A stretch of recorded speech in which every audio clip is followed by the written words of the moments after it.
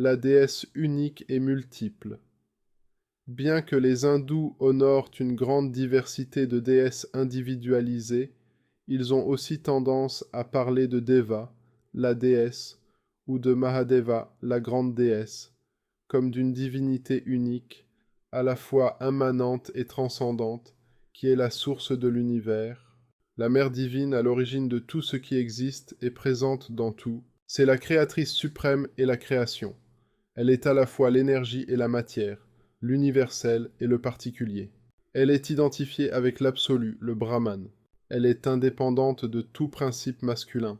Ceux qui vénèrent la déesse comme la divinité suprême sont appelés les Shaktas. Ces fidèles reconnaissent, sans contradiction apparente pour eux, que la déesse est à la fois multiple et unique, car elle se trouve au-delà de toute limitation, tout en pouvant assumer un nombre infini de formes.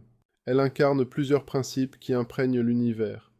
Elle est Shakti, la puissance créatrice, le pouvoir divin, l'énergie fondamentale. Elle est Prakrti, la nature, qui est la structure du monde et son déploiement infini. Elle est Maya, l'illusion cosmique, ou la magie du monde, responsable de la multitude des formes et de leur chatoiement permanent.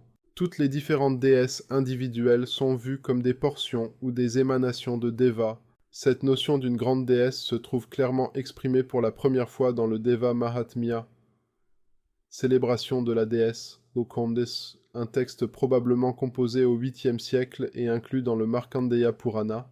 Dans ce texte, la déesse apparaît dans 3 épisodes distincts, mais reliés entre eux par un récit cadre.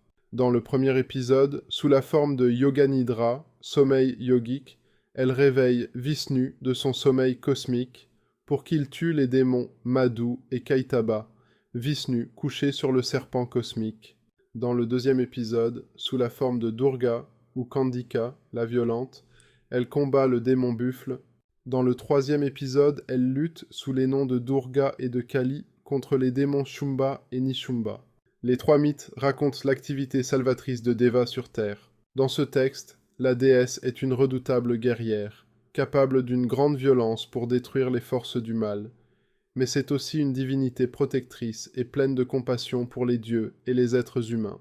Quand c'est pour le bien des dieux et du monde, la déesse n'a peur ni de l'impureté, elle s'enivre, ni de la violence et du sang. Pour la première fois dans ce texte, la réalité ultime est féminine.